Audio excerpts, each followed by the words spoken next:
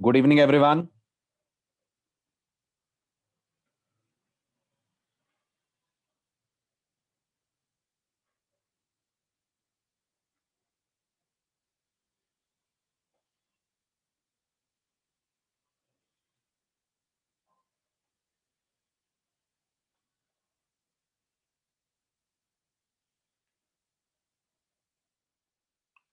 Audio video all clear.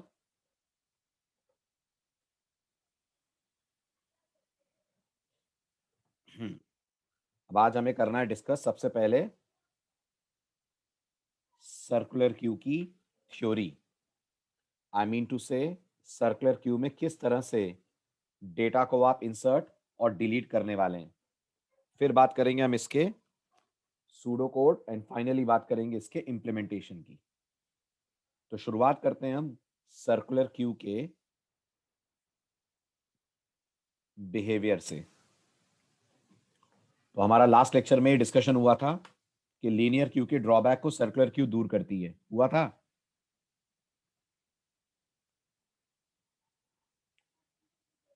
Right. Linear Q में कौन सा ड्रॉबैक है जो सर्कुलर क्यू से अपन हैंडल करने जा रहे हैं? लीनियर क्यू ऐसी क्या दिक्कत थी कि हम सर्कुलर क्यू पढ़ रहे हैं? जल्दी बोलिए।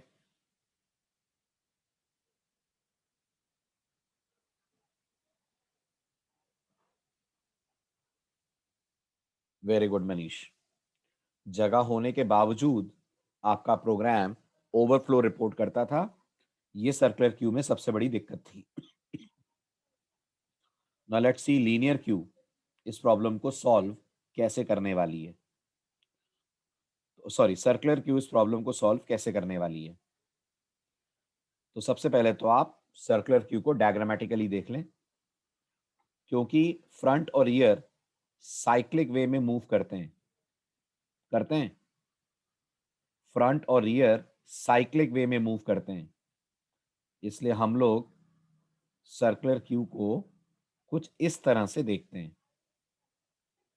ये हमारी सर्कुलर क्यू है, ठीक है। क्या मेमोरी के अंदर भी ऐसे साइकिल्स या सर्कल बनेगा? नहीं, ये सिर्फ हमारा डायग्राम है। मेमोरी में कुछ भी साइक्लिक फॉर्म में नहीं आएगा। मेमोरी में तो ये कह रहे हैं जो लीनियर फॉर्म में अरेंज होगा, बट हम इसे साइकिल के फॉर्म में देख रहे हैं, क्योंकि हम इसे सर्कुलर क्यू की तरह ट्रीट कर रहे हैं। ओके, अब हमें सबसे पहली चीज जो समझनी है वो समझनी है इसमें ओवरफ्लो कब होगा, तभी हम बाकी के ऑपरेशन समझ पाएंगे। तो आप मुझे बताइए, सर्कुलर क्यू में आपको क्या लगता है ओवरफ्लो की कंडीशंस क्या बनेंगी? आई मीन फ्रंट और रियर कहां कहां पे होंगे तो आप मानेंगे आप डेटा नहीं भर सकते। एक कंडीशन जो मुझे नजर आ रही है वो ये कि इमेजिन करिए आपने क्यू के अंदर 5 एलिमेंट डाले। जब आप क्यू में 5 एलिमेंट डालेंगे तो फ्रंट 0 पे और रियर 4 पे होगा।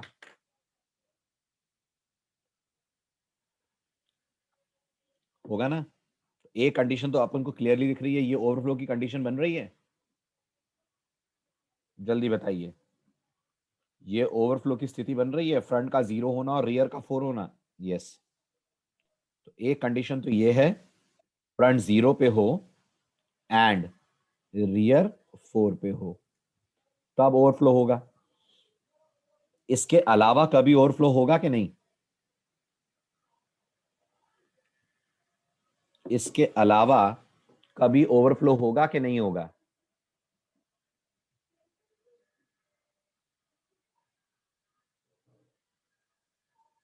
बताइए, इसके अलावा कभी ओवरफ्लो होगा?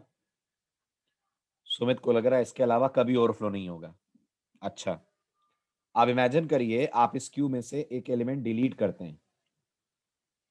इमेजिन करिए आप इस क्यू में से एक एलिमेंट डिलीट करते हैं तो फ्रंट आगे बढ़ जाएगा? यस और नो? बढ़ जाएगा। अब आप अगर एक एलिमेंट इंसर्ट करेंगे तो वो एलिमेंट 0 पे आएगा? आएगा ना? इसी ड्रॉबैक को दूर करने के लिए तो आप सर्कुलर क्यू पढ़ रहे हैं। तो अब वो एलिमेंट 0 पे आएगा 60। ठीक है, अब मुझे बताइए क्या क्यू फुल हो गई है? हो गई है। क्या फ्रंट अभी भी 0 और रियर अभी भी 4 पे है? नहीं। तो ये एक और केस बना ओवरफ्लो का। बना, जहां पे फ्रंट आपको मिलेगा 1 पे और रियर कहां होगा? रियर होगा 0 पे। ऐसे इमेजिन करिए अब आप एक एलिमेंट फिर डिलीट करते हैं तो फ्रंट 2 पे आ जाएगा और रियर 0 से बढ़कर 1 पे आ जाएगा। और अब आपने 70 डाला। अब मुझे बताइए और कोई एलिमेंट आ सकता है?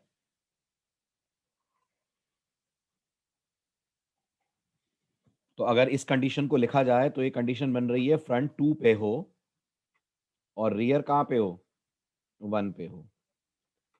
इन सब में कुछ कॉमन दिख रहा है आपको? ऐसी और भी तो बनती जाएंगी, राइट? इसका मतलब ओवरफ्लो के लिए जो हम सेकेंड कंडीशन लिख सकते हैं इन सब की जगह, वो हम ये लिख सकते हैं कि अगर rear plus 1 double equal to front हुआ तब भी ओवरफ्लो होगा। मानते हैं? ये दो कंडीशंस हैं ओवरफ्लो के लिए।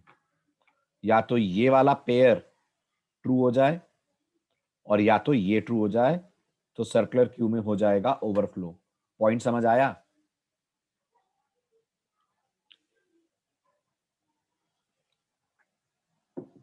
जल्दी जल्दी बोलिए, समझ आया? आया, ठीक है। अब ये बताइए, आप लीनियर क्यू को कहां से स्टार्ट करते थे? आई मीन फ्रंट और रियर कहां से इनिशियलाइज होते थे लीनियर क्यू में? लीनियर क्यू में फ्रंट और रियर कहां इनिशियलाइज होते थे? शाबाश। लीनियर क्यू में आप फ्रंट को इनिशियलाइज करा करते थे 0 से और रियर को -1 से करते थे। सर्कुलर में भी ऐसे ही करेंगे? जवाब दें।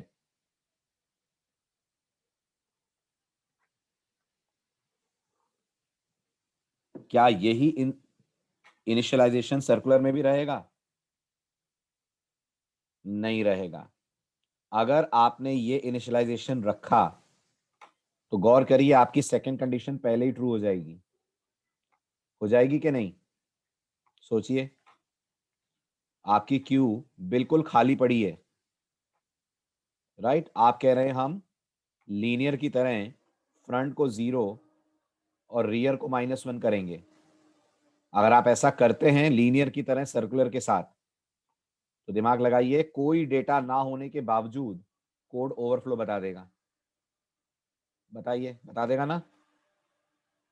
इसलिए हम ऐसा नहीं करेंगे। तो फिर क्या करें?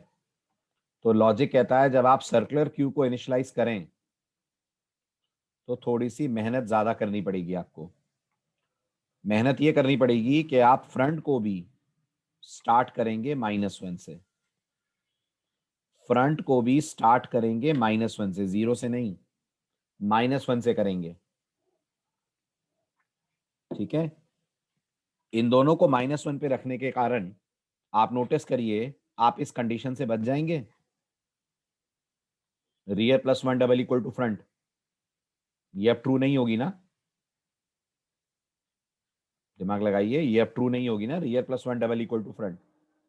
इसलिए नहीं होगी क्योंकि फ्रंट -1 है, रियर -1 है ना? ठीक है। तो इनिशियलाइजेशन हमारा सर्कुलर क्यू के अंदर डिसाइड हुआ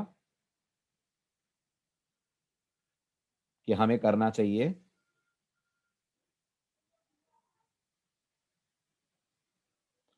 रियर को 0 से इनिशियलाइज क्यों नहीं कर सकते? क्योंकि हम नहीं चाहते कि हमें इंसर्शन में चेंजेस करने पड़े।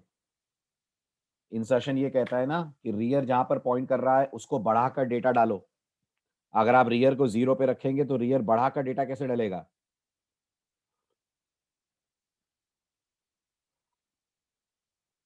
बताइए अंबर। अगर रियर को 0 पे आपने रखा तो रियर को बढ़ा के डेटा कैसे डाल पाओगे आप?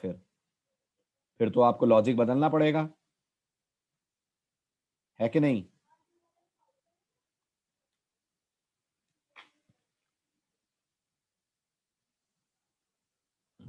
0 खाली छूट जाएगा। तो हमारा इनिशियलाइजेशन होगा फ्रंट -1 एंड रियर -1। इतना समझ आया? आगे बढ़ूं?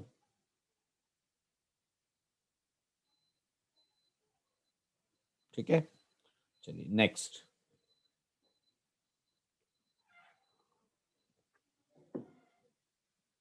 अब आते हैं अपन स्टेप्स पे।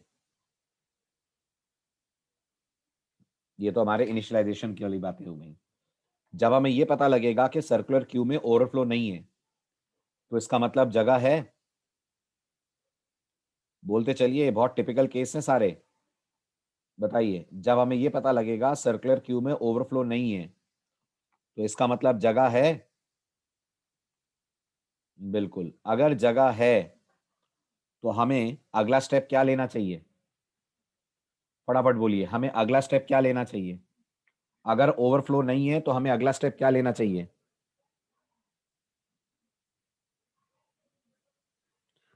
आराम से मनीष, मैं सब बताता हूं। मुझे पूरी बात खत्म करने दो, फिर आप लोग डाउट्स पूछना। ठीक है? जो मैं कह रहा हूं पहले वो सुनो।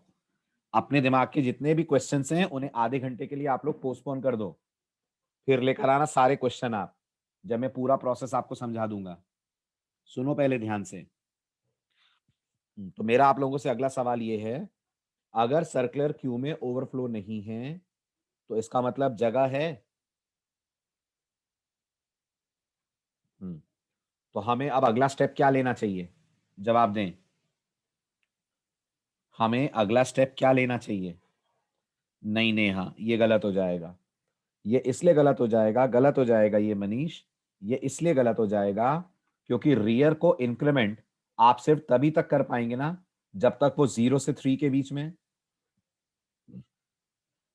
सोचिए, अगर रियर 4 पे बैठा है और आपने उसे प्लस प्लस कर दिया तो रियर रियर कितना हो जाएगा?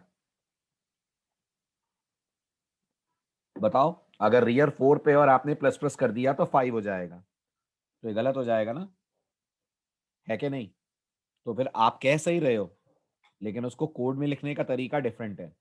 हम ये नहीं बोलेंगे कि हम रियर को हर बार इंक्रीमेंट करेंगे। हम बोलेंगे अगर रियर 0 से 3 के बीच में है तो हम रियर को बढ़ाएंगे, पर अगर रियर 4 पे है तो हम बढ़ाएंगे नहीं, हम रियर को 0 पे ले आएंगे। बताइए जल्दी, सही कह रहा हूं कि गलत? अगर रियर 4 पे है तो बढ़ाना नहीं है, रियर को उठाकर 0 पे ले आना है ना? तो इंसर्शन में हमारा पहला स्टेप क्या होगा? Check for overflow. ये अपन ने कर लिया। अगर ओवरफ्लो नहीं है,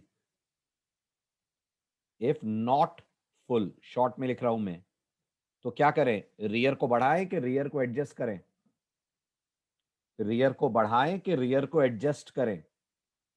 तो हम वर्ड यूज करेंगे एडजस्ट करो। या एडजस्ट वर्ड में इसलिए बोल रहा हूं क्योंकि रियर हमेशा +1 नहीं होगा। रियर हमेशा +1 नहीं होगा। रियर 0 से 3 के बीच में है तो +1 होगा, और रियर 4 पे है तो कहां जाएगा?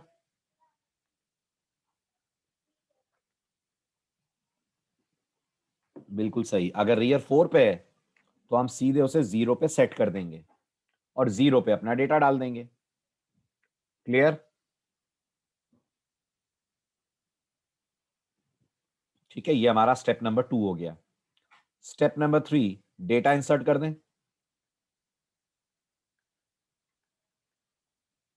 ठीक है, जब रियर को उसकी सही जगह मिल जाएगी तो डेटा डाल सकते हैं ना अपन।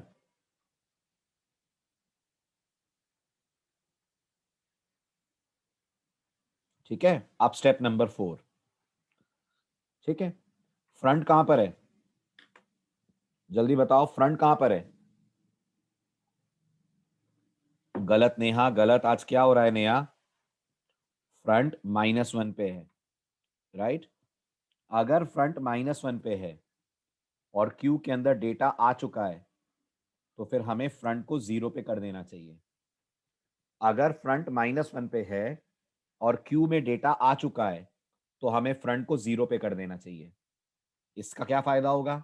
इसका फायदा ये होगा कि जब हम डिलीट करने जाएंगे तो फ्रंट उस एलिमेंट को पॉइंट कर रहा होगा जो क्यू का फर्स्ट एलिमेंट है।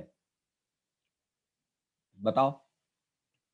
अगर क्यू में डेटा आ चुका है और फ्रंट -1 पे है तो हमें फ्रंट को 0 पे ले आना चाहिए। हम फ्रंट को हमेशा के लिए -1 नहीं रख सकते। यस, लेकिन हमेशा एडजस्ट नहीं होगा नेहा।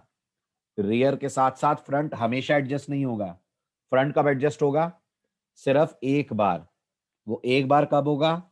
जब क्यू में पहला एलिमेंट आएगा, बस तभी हम फ्रंट को भी एडजस्ट करेंगे।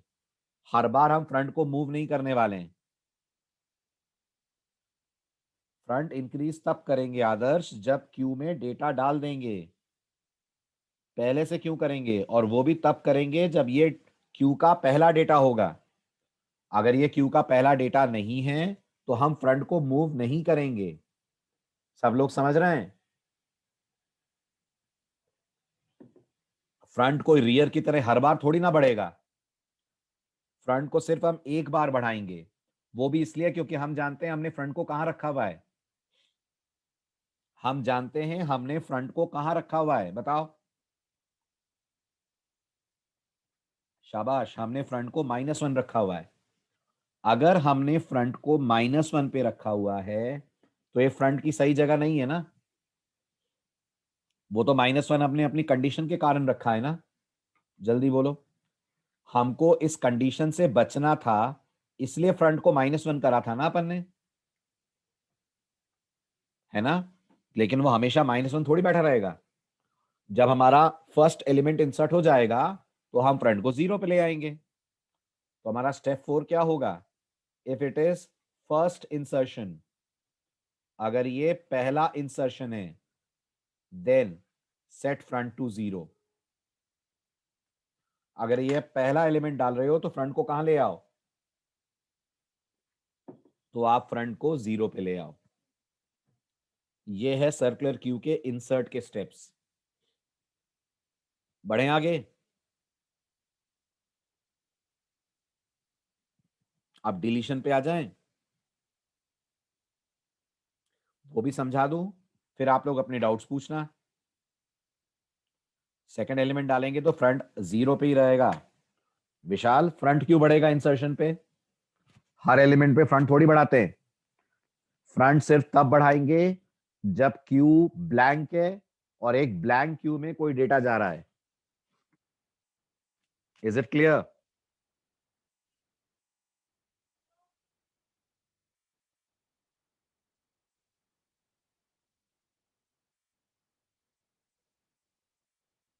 आगे बढ़ूं?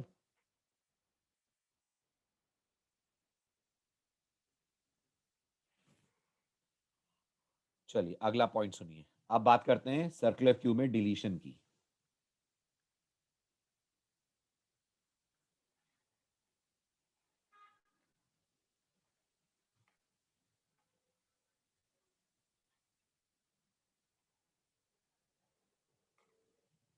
ये इमेजिन करिए हमारी क्यू है 0 1 2 3 4। अब सबसे पहले बात करनी है डिलीशन में अंडरफ्लो कब होगा। इससे पहले कि आगे बढ़े, डिस्कस करना जरूरी है डिलीशन में अंडरफ्लो कब होगा। राइट, तो अब आप मुझे बताओ, आपको क्या लग रहा है डिलीशन में अंडरफ्लो कब होगा? डिलीशन में अंडरफ्लो का बस एक ही केस है, जब फ्रंट की वैल्यू -1 हो। रियर देखने की जरूरत ही नहीं है। अगर फ्रंट -1 होगा तो रियर भी -1 होगा। दिमाग लगाओ, सोचो। अगर आपको पिछला कॉन्सेप्ट समझ आया है इंसर्शन वाला, तो अगर फ्रंट -1 है तो रियर भी -1 होगा। ऐसा नहीं हो सकता कि फ्रंट अकेला -1 पे रहे, है ना? तो जब फ्रंट -1 देख ही लिया है तो रियर देखकर टाइम वेस्ट क्यों करें अपन? मालूम है ना रियर -1 पे ही होगा। ठीक है, ठीक है। तो ये हो गया हमारा अंडरफ्लो। अब आते हैं अपन स्टेप्स पे। तो पहला स्टेप हो जाएगा अंडरफ्लो चेक करना। अब ये बताइए अगर अंडरफ्लो नहीं है, इफ नॉट, तो हमारी एल्गोरिदम अगला स्टेप क्या लेने वाली है? बिल्कुल वही लेने वाली है जैसे रियर के साथ हुआ था। अब हम अगर अंडरफ्लो नहीं है इसका मतलब क्यू में डेटा है। सुनना ध्यान से, बहुत स्पेशल केस है, बहुत ध्यान से सुनना। तो मैं कह रहा हूं अगर अंडरफ्लो नहीं है तो क्यू में डेटा होगा। बिल्कुल, अगर अंडरफ्लो नहीं है तो क्यू में डेटा होगा। ठीक है, तो हम सबसे पहले वो डेटा निकाल लें जो डिलीट होना है।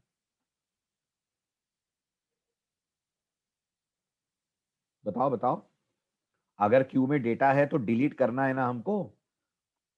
राइट, तो हम कौन सा डेटा डिलीट करेंगे, रियर वाला के फ्रंट वाला?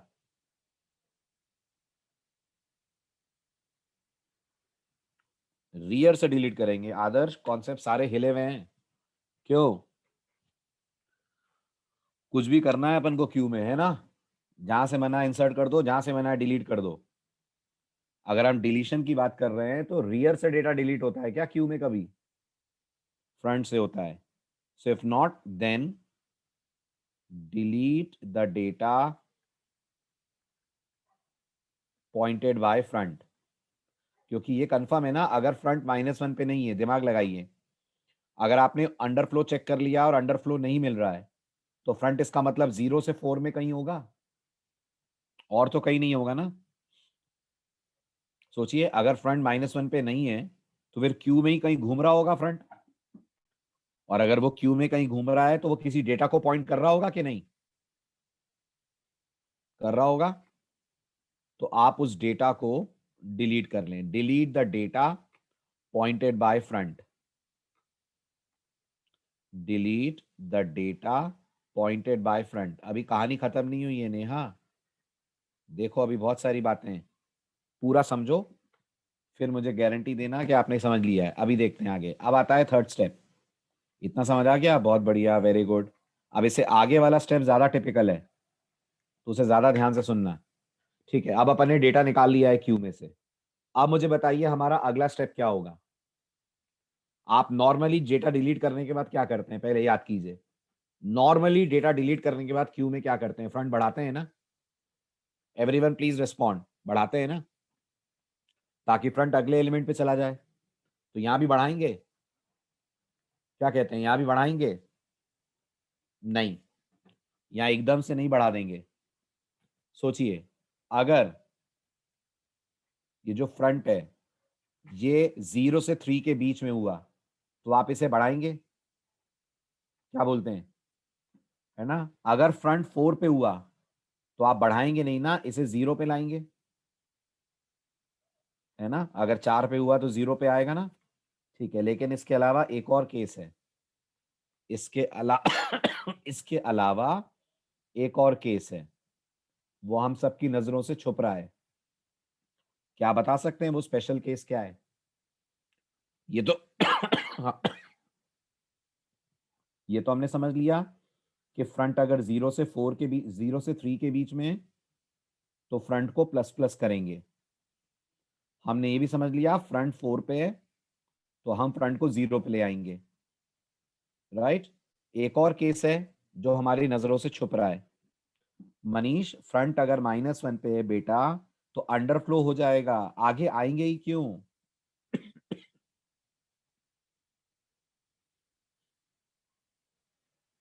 है ना? और ये वाली बात तो मैंने कर ली आप लोगों से कि 0 से 3 के बीच में तो बढ़ाओ, 4 पे है तो 0 पे ले आओ। मैं कह रहा हूं एक और स्पेशल केस है, आप सोचेंगे कि मैं बताऊं? आप सोचेंगे कि मैं बताऊं?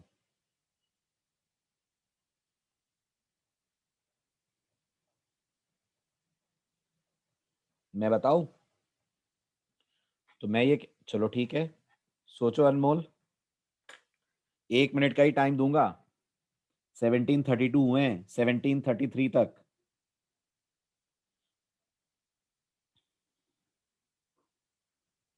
वैसे तो 1733 भी हो गए हैं, बट चलो 1734 तक दिया मैंने टाइम। 1 मिनट और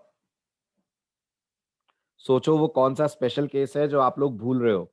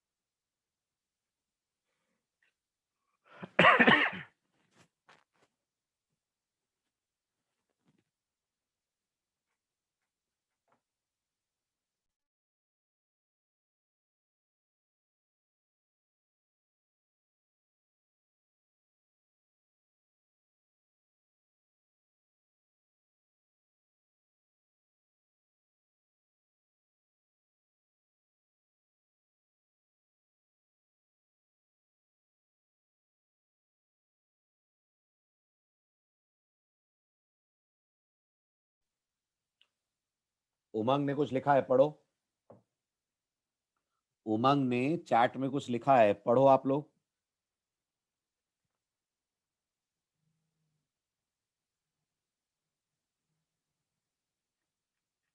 पढ़ लिया उमंग का मैसेज?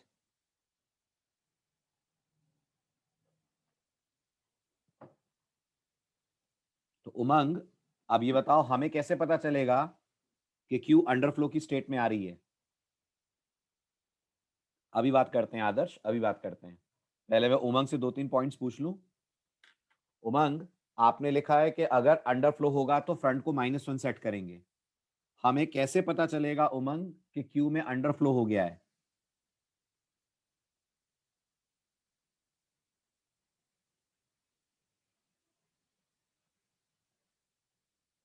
उमंग, आवाज आ रही है मेरी? शाबाश, आपने बिल्कुल सही बात बोली है। बस अब आप अपनी बात को प्रोग्रामेटिकली मुझे बता दो। ओके, करो टाइप। अनम्यूट करूं? टाइप करने में बहुत टाइम लग जाएगा। अनम्यूट कर दूं मैं आपको? आप वर्बली समझा दो।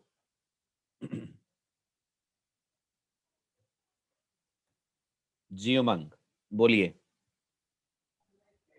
सर फॉर एग्जाम्पल हमारी जो क्यू है उसके अपन ने 3 एलिमेंट्स डाले, 10, 20 एंड 30 फॉर इंस्टेंस, और अपना फ्रंट आ गया, फ्रंट -5 पे ही रहा और रेयर 3 पे चला गया, प्लस प्लस एक का। मिनट बेटा, एक मिनट। अगर 10, 20, 30 डालेंगे तो फ्रंट -1 पे क्यों रहेगा? फ्रंट 0 पे होगा ना।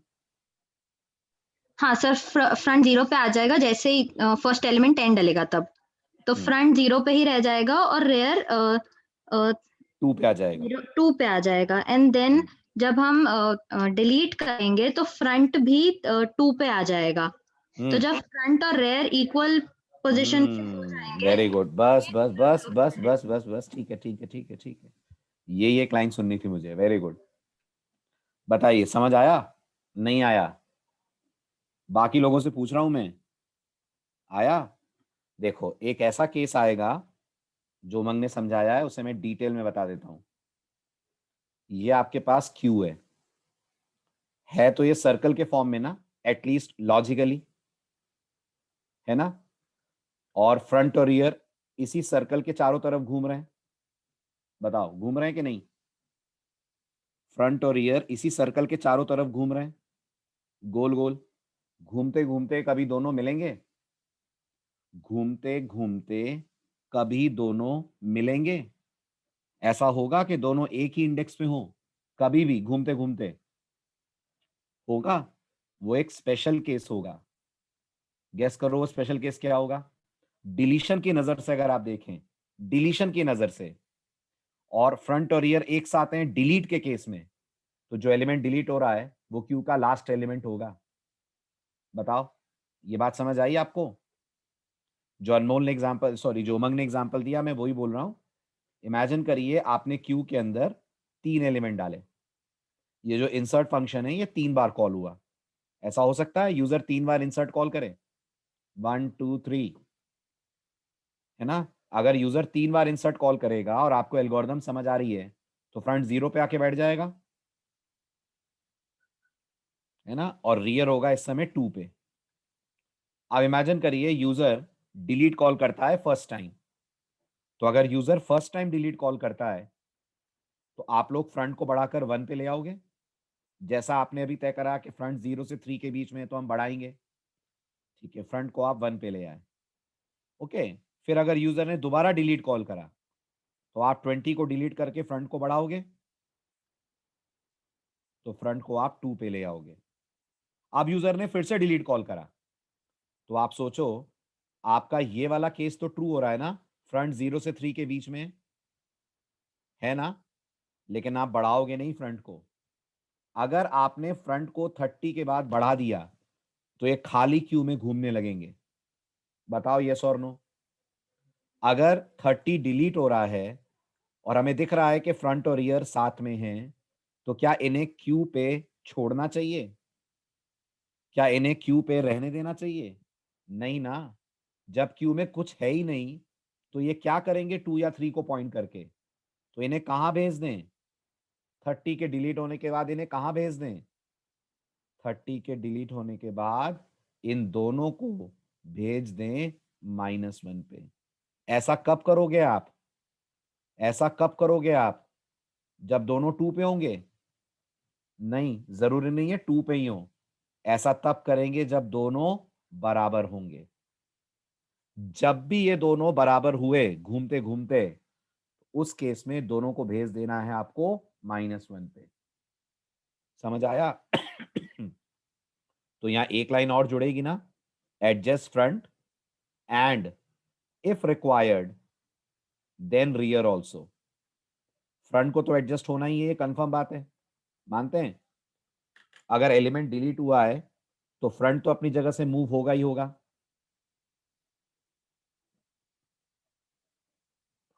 राइट? तो आप फ्रंट को ले आओ -1 पे। अब आप लोग बताओ क्या डाउट्स हैं, किसको अनम्यूट करूं सबसे पहले? अब सारा प्रोसेस मेरी तरफ से कंप्लीट है, आप बताइए, मैं अनम्यूट करता हूं।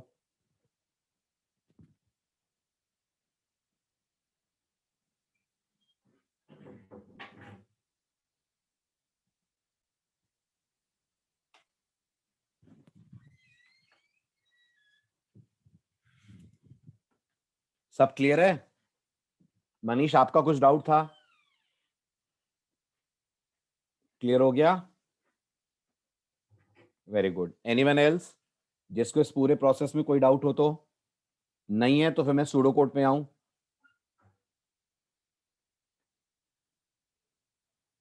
सब क्लियर? चलिए, very good.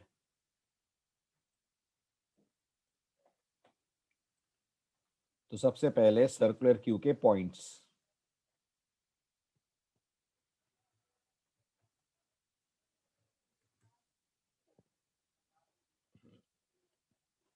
First point, a circular queue is a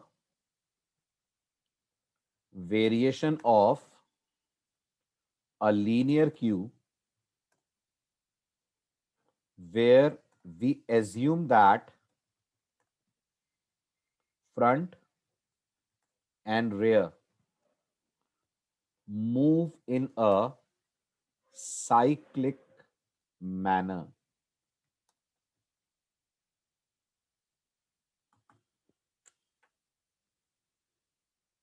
First point. Second point, in other words, we can say that both front and rear can be reset to 0 when they reach the last index of the queue. So when rear or front reaches 4, we assume 4 is the last index. So rear or front, any one of them reaches 4, then we can set कहाँ पे? अगर ये 4 पे है तो ये कहाँ जाएं? We can set them where? जल्दी जल्दी बोले फटाफट, जब डाउट नहीं है तो फटाफट जवाब दिया करें। कहाँ भेज दें इनको?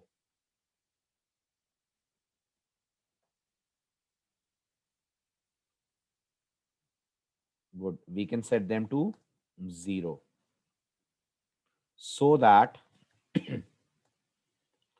the movement appears to be cyclic. ठीक। द बेनिफिट, फायदा क्या है इस साइक्लिक मूवमेंट का? The benefit of this cyclic movement is, जवाब दीजिए,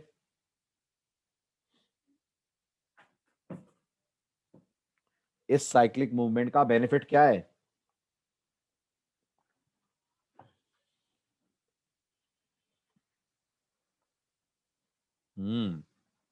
द बेनिफिट इज दैट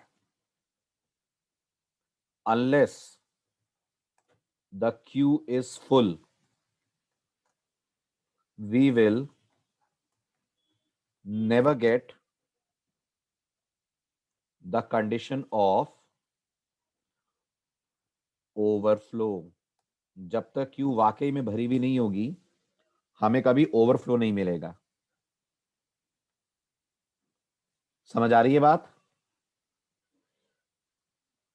लेकिन हमारे इंसर्ट और डिलीट के स्टेप्स जरूर बदल जाएंगे। जो आपने अगर समझा होगा तो बदल गए।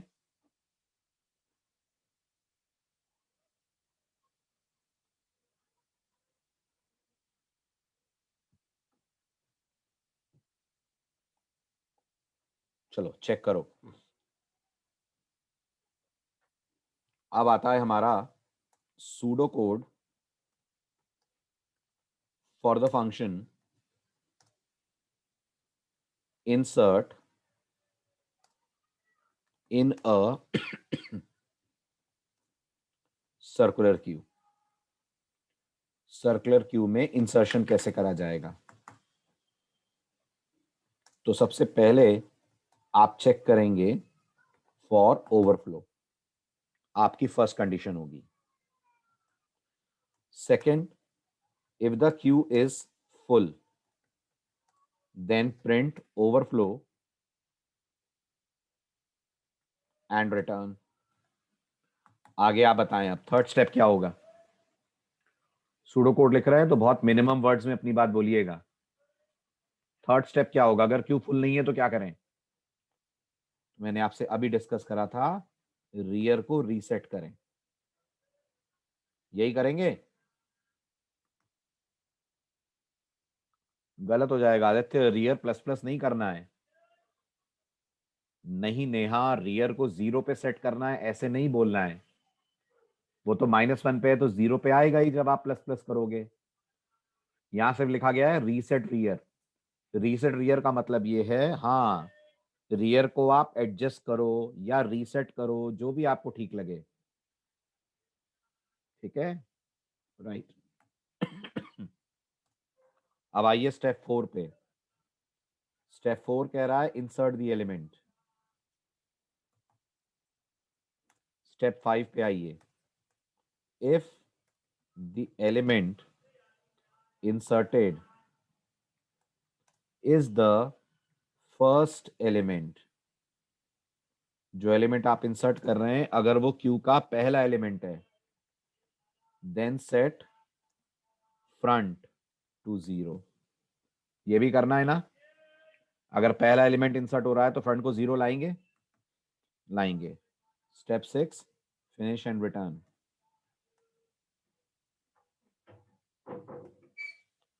राइट, ये है pseudo code for insert. Clear है?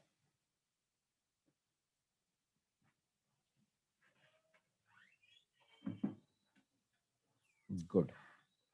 अब आ जाइए सूडो कोड फॉर डिलीट।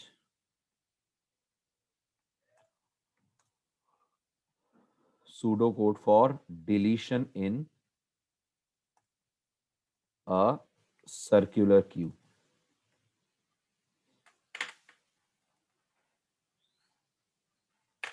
बताइए इसका स्टेप 1 क्या होगा? क्या चेक करेंगे?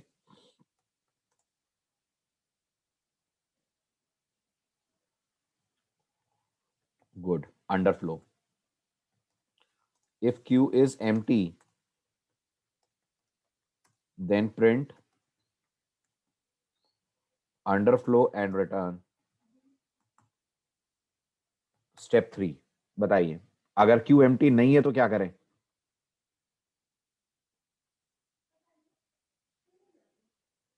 जल्दी बोलिए, स्टेप 3 क्या होगा? अगर Q empty नहीं है तो क्या करें? सबसे पहले डिलीट कर दीजिए आप। Delete the element. कौन सा वाला एलिमेंट? रियर वाला, फ्रंट वाला? फ्रंट वाला। So delete the element pointed by front. Step 4, reset front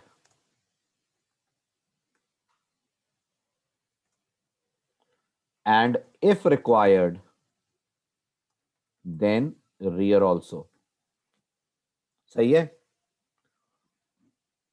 front को रीसेट करना ही है और जरूरत पड़ी तो रियर को भी करना पड़ेगा। ठीक है, जरूरत कब पड़ेगी? कैसे पता चलेगा कि रियर को भी रीसेट करना है? जब फ्रंट और रियर दोनों साथ होंगे। अगर ये साथ दिख गए आपको तो फिर दोनों को भेज देना है -1 पे, अगर डिलीशन हो रहा है तो। इसके बाद step 5 which is finish and return.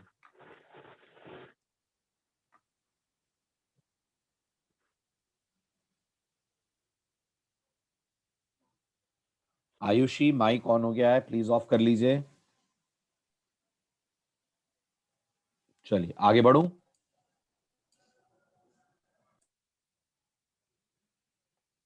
अब आ जाइए इम्प्लीमेंटेशन पे। तो ये बताइए स्ट्रक्चर लीनियर जैसा ही लगेगा कि अलग लगेगा?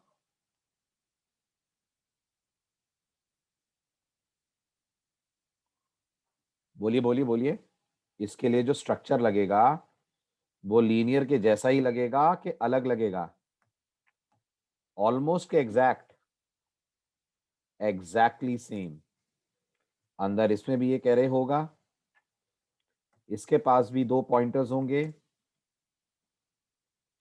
एक का नाम होगा फ्रंट और एक का नाम होगा रियर। बिल्कुल इंप्लीमेंटेशन अलग होगा। फिर यहां भी हमारे पास इंसर्ट और डिलीट होंगे, यस और नो? बिल्कुल होंगे। इंसर्ट का जो आर्ग्यूमेंट है वो स्ट्रक क्यू पॉइंटर होगा, बिल्कुल। इंसर्ट का आर्ग्यूमेंट होगा struct C queue pointer comma int. और डिलीट के लिए डेल स्ट्रक क्यू पॉइंटर, वो भी होगा,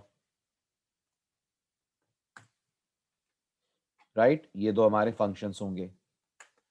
फिर हमारे पास मेन होगा, पहले की तरह मेन में आप क्यू का लेंगे एक variable, struct Q Q integer I comma x. Initialize किससे किससे करेंगे? फ्रंट और रियर को, दोनों को करेंगे -1 से। तो queue dot front equal to queue dot rear equal to -1, ऐसे लिख सकते हैं। जब दोनों को ही -1 करना है तो लिख सकते हैं।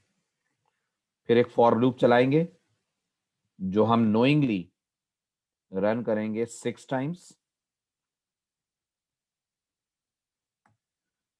लूप बॉडी के अंदर आप यूजर से डिमांड करेंगे एक value by saying enter element. जो भी वैल्यू यूजर देगा स्कैनफ से आप स्कैन करेंगे, स्टोर कर लेंगे उसे अपने वेरिएबल एक्स में। फिर आप कॉल करोगे insert address of Q comma x, जैसा आप लीनियर में भी कर रहे थे।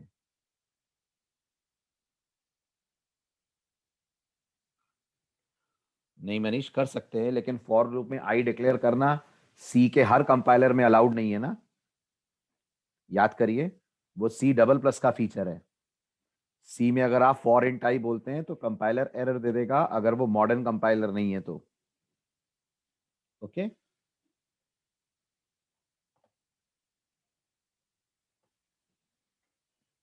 और फिर अगर मैं फॉर लूप में आई डिक्लेयर करता हूं तो याद कीजिए वो आई फॉर के बाहर डिस्ट्रॉय हो जाएगा, तो मुझे दूसरे फॉर में फिर इंट आई कहना पड़ेगा। अब मैंने सेकंड फॉर लूप लिया, यहां कहा I equal to 1, I less than equal to 6, I plus plus. अंदर मैंने डिलीशन कॉल करा by saying del address of Q. ठीक, आगे आप बताइए। यहां भी अगर क्यू में अंडरफ्लो हुआ तो एक्स में 0 या -1 रिटर्न होगा।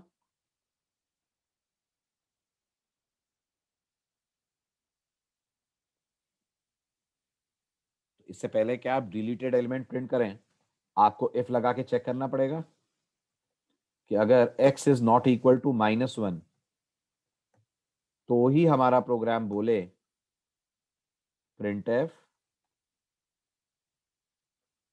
Deleted element equal to %d comma x। सही है।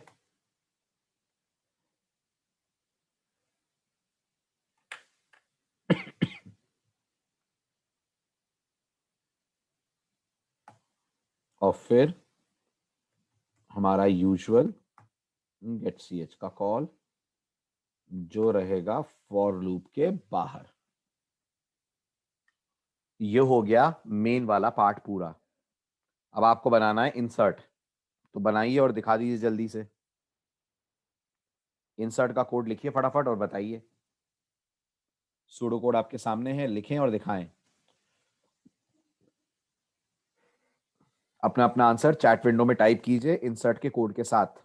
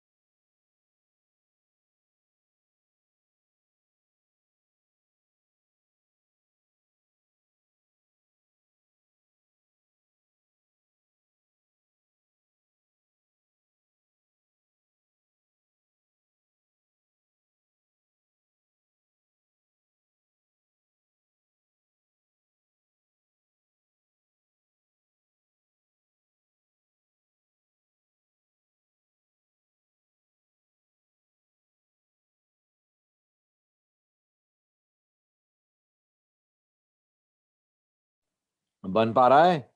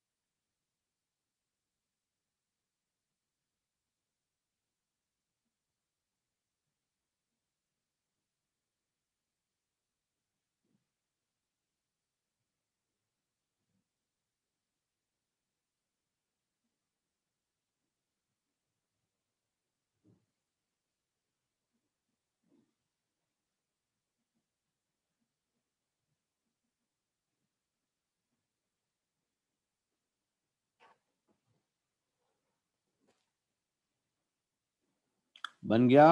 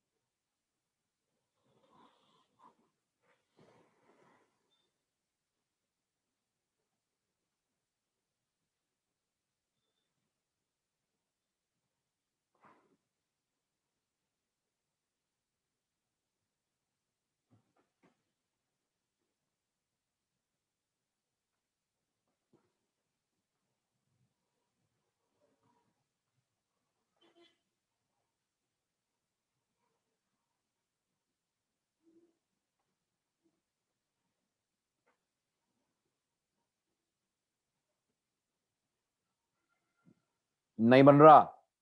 छोड़ दूं? बना के ले आएंगे?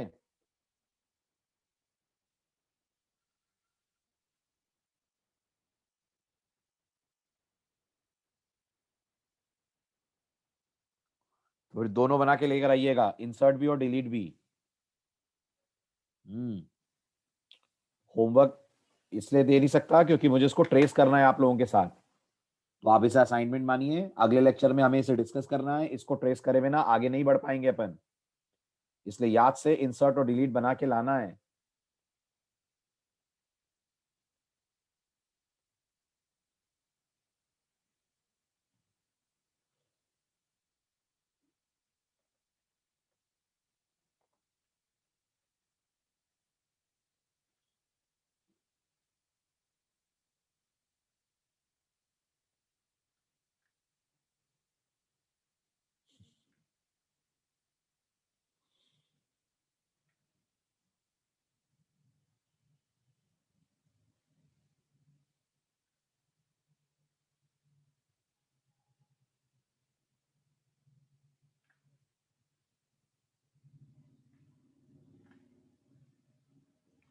गलत कर दिया ना तुमने मनीष, एल्स वाला पार्ट। एल्स वाला जो तुम्हारा लास्ट वाला एल्स है उसमें रियर 0 पे आएगा, फिर एलिमेंट डालेंगे ना, पहले थोड़ी डाल देंगे। अगर पहले डाल दोगे तो रियर तो 4 पे बैठा होगा।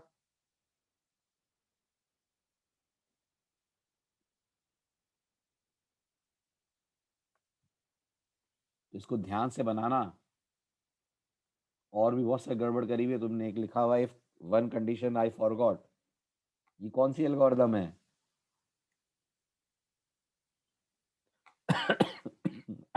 हाँ, वो वन कंडीशन क्या थी? अच्छा, कोई बात नहीं। क्या थी वो कंडीशन? जब जब फ्रंट और रियर में एक का डिफरेंस होगा तब Q will be in a state of overflow.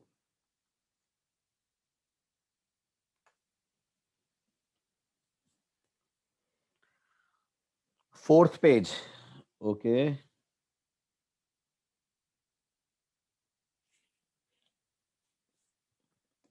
हो गया, स्क्रीनशॉट्स हो गए।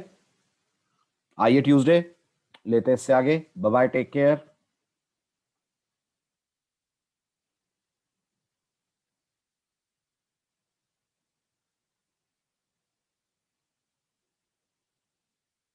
अंडरफ्लो के बाद ही चेक कर लेंगे। अगर रियर 4 पे होगा तो रियर को 0 पे करके एलिमेंट को ऐड कर देंगे। अंडरफ्लो में मैं समझा नहीं, अंडरफ्लो और ऐड ये दोनों एक साथ कैसे होंगे? ये क्या गड़बड़ कर रहे हो सुमित? ओवरफ्लो, ओवरफ्लो के बाद चेक कर लेंगे। तो फ्रंट और रियर साथ भी तो हो सकते हैं। अकेले रियर को चेक करने से क्या होगा? तुमने खाली रियर देखा, रियर 4 पे है तो तुमने रियर को 0 पे भेज दिया, और उसके साथ अगर फ्रंट हुआ तब क्या करोगे?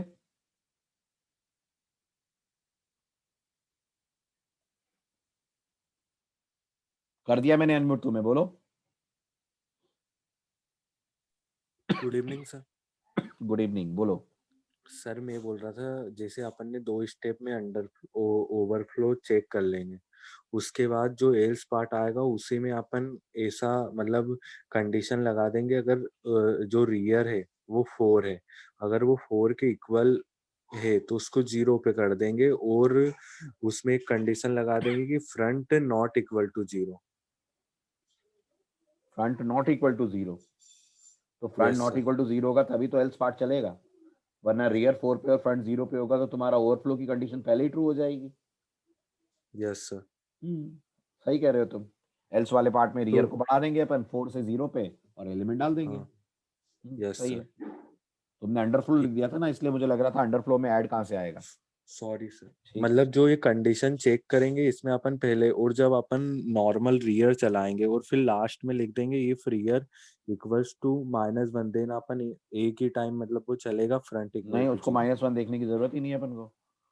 हमें सिर्फ ओके ये सर। देखना है रियर 4 पे है क्या, 4 पे है तो 0 पे आ जाए, उसके अलावा कहीं भी है तो प्लस प्लस हो जाए। Okay sir. और लास्ट में रियर -1 पे ये नहीं देखेंगे, इंसर्ट की बात कर रहे हो ना। Yes sir. इंसर्ट के लास्ट में फ्रंट को देखते हैं, अगर फ्रंट हाँ -1 पे है तो वो फ्रंट। 0 पे आ जाए। यस ठीक सर। है, चलो, यस सर। वेलकम। चलिए मिलते हैं नेक्स्ट लेक्चर में फिर। Bye bye, take care.